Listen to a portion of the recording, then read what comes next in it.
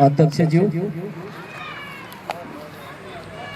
यो साधारण सभामा उपस्थित हुनुभएका विशिष्ट अतिथिज्यूहरू,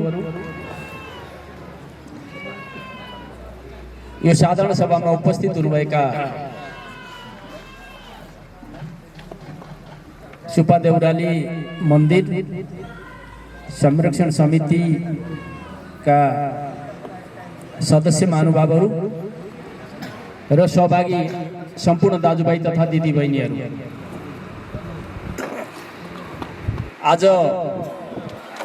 यो प्रतिकूल मौसम, असाध्यै जाडो मौसम को बीचमा पनि यो 11औं साधारण सभा अगाडि बढिरहेको छ। मैले देखिरहेको छु तपाईहरु जाडोले गर्दाखेरि बेन्च समेत छोडेर, बस्ने ठाउँ समेत छोडेर चाहिँ हिँडिरहनु भएको छ।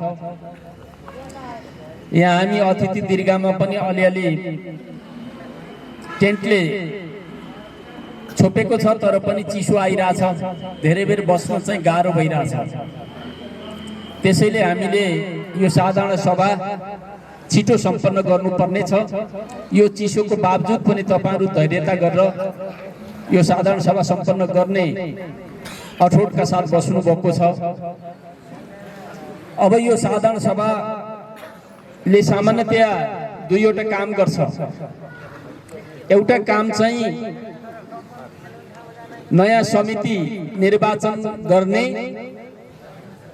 र त्यो समितिलाई भविष्यका दिनहरुमा त्यसको कानमा आएका जिम्मेवारीहरू पूरा गर्नको निम्ति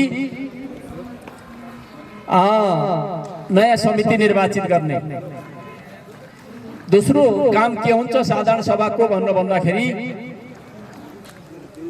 त्यो धार्मिक पीठ सुपा देउराली को चाहिँ हिसाब किताब, आय व्यय साधारण सभामा प्रस्तुत भइरहेको छ, त्यसमाथि छलफल गर्ने र त्यसलाई सुझाव सहित चाहिँ पारित गर्ने। यी दुईवटा महत्त्वपूर्ण कामहरू यो साधारण सभाका हुन्छन्। त्यसदेखि बाहेक पुरानो समितिको तर्फबाट भविष्यमा गर्ने कामको योजनाहरू पनि प्रस्तुत हुन्छ। त्यसमा पनि साधारण सदस्यहरूले सुझाव दिएर, सल्लाह दिएर त्यो कार्ययोजना, भावी कार्ययोजना पनि तपाईहरुले यो साधारण सभाबाट पास गर्न सक्नुहुन्छ। यी जिम्मेवारी पूरा गर्नको निम्ति यो साधारण सभालाई सफलता मिलोस्, म हार्दिक शुभकामना व्यक्त गर्न चाहन्छु। अब सुपा देउराली हाम्रो अर्घाखाँची जिल्लाको निम्ति एउटा गौरव गर्न लायक शक्तिपीठ। यसमा कसैको दुई मत छैन भन्ने कुरा म यहाँ राख्न चाहन्छु। अब यो शक्तिपीठ प्रतिको आकर्षण अहिले विश्वव्यापी बनिरहेको छ, क्रमशः विश्वव्यापीकरण भइरहेको छ। अब यसको इतिहासतिर नजाउँ, वर्तमानमा चाहिँ हामीले देखिरहेका छौं कि सुपा देउराली प्रतिको आकर्षण दिनदिनै बढ्दै गइरहेको छ र देशका विभिन्न जिल्लाहरूबाट, विभिन्न भेगहरूबाट चाहिँ मान्छेहरू धार्मिक पर्यटकको रूपमा यो क्षेत्रमा चाहिँ आइरहेका छन्। सुपा देउराली मन्दिरमा चाहिँ दर्शन गरिरहेका छन्, भाकल गरिरहेका छन्, भाकल गर्नेले चाहिँ भाकल पूरा गरिरहेका छन् र फर्किरहेका छन्। देशका विभिन्न जिल्लाबाट मात्रै होइन, विदेशबाट समेत मान्छेहरू चाहिँ यो ठाउँमा चाहिँ आइरहेका छन्। त्यसकारण यसको महत्त्व चाहिँ क्रमशः हाम्रो राष्ट्रिय सीमा भन्दा बाहिर अन्तर्राष्ट्रिय सीमामा पनि यसको महत्त्व चाहिँ दिन प्रतिदिन बढिरहेको छ। यो हामी सबैको निम्ति, खास गरिकन यो भेगका मान्छेहरूको निम्ति यो ज्यादै महत्त्वपूर्ण कुरा हो। जति यसको महत्त्व बढ्दै जान्छ, सुपा देउरालीको महत्त्व बढ्दै जान्छ, त्यति नै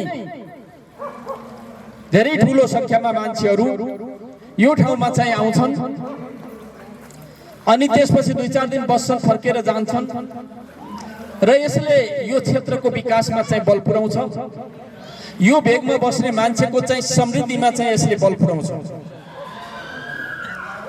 त्यसकारण हामीले यसको संरक्षण गर्नुपर्छ, हामीले यसको विकास पनि गर्नुपर्छ। यसको संरक्षण र यसको विकासको मूल दायित्व र जिम्मेवारी हामी पहिलो नम्बरमा स्थानीय जनताकै छ। यो हामी गरि पनि रहेका छौँ।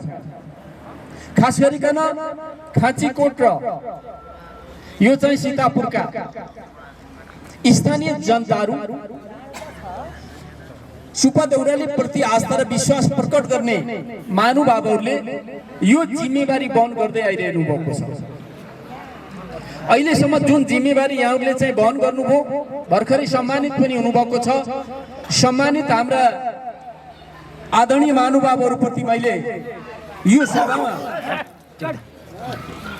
यो सभामा थप सम्मान भाव सबैको तर्फबाट छ, यो कुरा राख्न चाहन्छु। र तपाईहरुले यो मन्दिरको चाहिँ र यो शक्तिपीठको यो क्षेत्रको थप संरक्षणमा र विकासमा चाहिँ यहाँहरु लाग्नुहुनेछ। तपाईहरुको चाहिँ मूल जिम्मेवारी हो, स्थानीय समुदायको मूल जिम्मेवारी हुन आउँछ। यो जिम्मेवारीबाट स्थानीय समुदाय भाग्न पनि सक्दैन, टाढा हुन पनि सक्दैन। तपाईहरुले यो जिम्मेवारी भविष्यका दिनहरुमा पनि यो वहन गर्दै जानुपर्छ, यो ठाउँको संरक्षण विकासमा। अब त्यसदेखि बाहेक देशमा 3 तहका सरकारहरू छन्। स्थानीय सरकारहरू छन्, नगरपालिकाहरू छन्। तपाईहरुको यो सुब्बा देउराली मन्दिर 2टा पालिकाको सिमानामा छ भन्ने कुरा तपाईहरुले चाहिँ विधानमा पनि संस्थागत गर्नुभएको छ। यी 2टा नगरपालिका स्थानीय सरकार भनेर चाहिँ भन्ने गरिन्छ। यी 2वटा सरकार, प्रदेश सरकार र संघीय सरकार, यी 3वटा सरकार पनि यसको विकासमा चाहिँ लाग्नुपर्छ। 3वटा सरकारले पनि यहाँको विकासका पूर्वाधारहरू निर्माण गर्ने कुरामा, खडा गर्ने कुरामा चाहिँ ध्यान दिनुपर्छ। स्थानीय समुदायको चाहिँ जिम्मेवारी र 3वटा सरकारको जिम्मेवारी लाई हामीले सँगसँगै अगाडि बढाउनु पर्छ। मैले सुरुमै समितिका साथीहरूलाई चाहिँ भनेको थिएँ, यसको विकासमा प्रदेश सरकार र संघीय सरकारको चाहिँ ध्यान आकृष्ट गर्ने हो भने पहिलो नम्बरमा चाहिँ तपाईले एउटा मास्टर प्लान बनाउनुहोस्। यसको विकासको निम्ति मास्टर प्लान बनाउनुहोस्। मास्टर प्लान बनाइसकेपछि हामी प्रदेश सरकारलाई भन्न सक्छौं, त्यो मास्टर प्लानमा धेरै पूर्वाधार निर्माणको योजना हुन्छ, पूर्वाधार विकासको योजना हुन्छ। त्यो योजना भइसकेपछि हामी भन्न सक्छौं, के भन्न सक्छौं, स्थानीय सरकारले यो काम गरिदिनुस्, सिद्धगंगा नगरपालिकाले यो काम गरिदिनुस्, सन्धिखर्क नगरपालिकाले यो काम गरिदिनुस्, हामी भन्न सक्छौं। एक-एकवटा कामको जिम्मा उहाँहरूलाई दिन सकियो र उहाँहरूले गरिदिनु भयो भने 2वटा संरचना निर्माण हुन्छ। त्यसपछि प्रदेश सरकारले चाहिँ एउटा संरचना निर्माण गरिदियो भने 3टा संरचना निर्माण हुन्छन्। संघीय सरकारले एउटा संरचना निर्माण गरिदियो भने 4वटा संरचना निर्माण हुन्छ। 5 वर्षको बीचमा 4वटा संरचना निर्माण भयो भने अर्को 5 वर्षमा फेरि अर्को 4वटा संरचना निर्माण हुन सक्छ। 8वटा संरचना भयो भने यो सुब्बा देउरालीको आसपासमा 8वटा पूर्वाधारका संरचना निर्माण भयो भने धेरै विकास हुन्छ। धेरै विकास भयो भने यसप्रतिको आकर्षण अरु बढ्छ, भक्तजनहरूको पनि बढ्छ, धार्मिक आस्था राख्नेहरूको पनि बढ्छ। धर्मप्रति आस्था नै रहन्छ भने पनि सुब्बा देउराली घुम्न आउने, देख्न आउने मान्छेहरूको संख्या पनि बढ्छ। यसले यो क्षेत्रको विकास र यो क्षेत्रका जनताको समृद्धिमा बल पुर्याउँछ। त्यसो भएको हुनाले मैले यहाँलाई चाहिँ अनुरोध गरेको थिएँ समितिका साथीहरूलाई कि तपाईहरुले पहिलो नम्बरमा मास्टर प्लान बनाउनु। त्यो मास्टर प्लान बनाउनको निम्ति तपाईहरुसित पैसा छ, भेटी चढाएको पैसा छ। त्यही पैसाबाट 10-15 लाख रुपैयाँ खर्च गरेर भए पनि एउटा राम्रो मास्टर प्लान चाहिँ बनाउनुस्। राम्रो कन्सल्टेन्सीलाई हायर गरेर बोलाएर जिम्मा दिएर एउटा राम्रो मास्टर प्लान बनाउनुस् भनेर भनेको थिएँ। उहाँहरू मास्टर प्लान बनाउने प्रक्रियामा हुनुहुन्छ। मैले सुनेको छु यादवजीले मलाई भन्नुभएको थियो कन्सल्टेन्सीहरूले अब मास्टर प्लान बनाएका छन्, त्यसलाई प्रस्तुत गर्ने प्रस्तुतिकरण गर्न खोजिरहेका छन् भनेर भन्नुहुन्थ्यो। त्यति बेला कोरोनाको चाहिँ लहरले विकास गर्यो र त्यो काम स्थगन गरिएको छ। म यहाँहरूलाई अनुरोध गर्न चाहन्छु यो कोरोनाको तेस्रो चरण त्यति खतरनाक छैन। हामीले यति ठुलो संख्यामा भेला गरेर पनि साधारण सभा गर्न थाल्यौं, सभा जुलुसहरू हुन थाले। त्यसो भएको हुनाले अब कोरोनालाई न्यू बनाएर काम ठप्प राखेर बस्ने होइन, काम अगाडि बढाउनु पर्छ। कोरोनासित पनि सतर्क हुँदै जानुपर्छ। त्यसो भएको हुनाले कन्सल्टेन्टहरूले त्यो निर्माण गरेका छन्, मास्टर प्लान निर्माण गरेका छन् भने तपाईले बोलाउनुस्, सरकारवालाहरूलाई राख्नुस् र प्रस्तुतिकरण गर्न लगाउनुस्। उनीहरूले कस्तो बनाएका छन्, हामीले कस्तो बनाउनु पर्छ भनेर हामीले देखेका छौं। फेरि हाम्रो चाहना र उनीहरूको चाहिँ प्रस्तुति मिल्छ भने ठीक छ, मिल्दैन भने त्यसलाई फेरि सुझाव दिएर परिष्कृत गरौँ र मास्टर प्लानलाई फाइनलाइज गरौँ। त्यसलाई चाहिँ त्यसको अन्तिम टुङ्गो लगाऊ। त्यसपछि मैले भनिहालेँ कि तपाईहरुसित चाहिँ एउटा हतियार हुन्छ यो ठाउँको विकासको निम्ति, त्यो मास्टर प्लान हतियार हुन्छ। अनि तपाईहरु चाहिँ सिद्धगंगासित गएर भन्नुहुन्छ एउटा काम गर्दिनुस् 5 वर्षमा। उहाँले 1.5-2 करोडको काम गर्न नसक्ने हुनुहुन्न।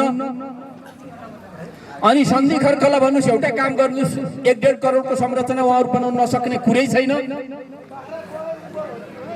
अनि 1.5 करोडको संरचना बनाउन चाहिँ प्रदेश सरकारसँग आउनुस्, म सहजीकरण गर्छु, म सहयोग गर्छु, सम्भव छ। र संघीय सरकारसित पनि चाहिँ 2-4 करोड खर्च गरेर चाहिँ सुप्पा देउरालीमा चाहिँ एउटा संरचना बनाउन चाहिँ बजेटको अभाव छैन। त्यसपछि तपाईहरु चाहिँ आग्रह गर्न सक्नुहुन्छ विदेशी दात्री संस्थाहरुसित आग्रह गर्न सक्नुहुन्छ कि तपाईहरुले पनि यहाँको विकासको निम्ति चाहिँ केही सहयोग गर्नुस्, केही संरचना निर्माण गरिदिनुस्। विदेशीहरुले पनि यहाँ लगानी गर्न चाहिँ आउँछ मास्टर प्लान भयो भने।